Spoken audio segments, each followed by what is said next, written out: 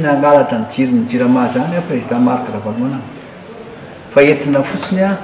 mba nasoketana sy anaratsiny ary amendry fiandronana ny voaka malagasy ary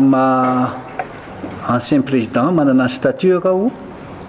eto amin'ity trano eto Faravory ity zao tsy mandoa jiro satria tsy mandoa jiro soany ny ancien président zay anatin'ny statut ka dia mba ahitriko kely a lay fomba fiteny hoe nangalatra nanao branchement illicite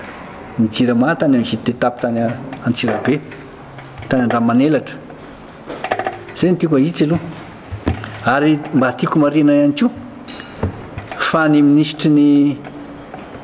angovo na ny énergie iny sy ny rano mba vadina pasteur ihany tsy resaka lava fa olombo-ositra reny ary efa olombo-ositra reny a afaka manitsy na mba miteny orsea or ministre ino ny ataonareo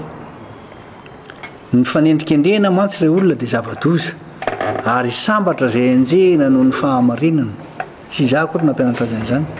ka mba dinidinio ihany ny olona miara-miasa aminareo na piasa madinika na piasa vaventy na tale général fa tsy ary izy mantsy nitory kanjo ny araka tamin'ny technicien ny jirama ny huissier miaraka ny mpisolo vava nanamarina fa manana groupe électrogène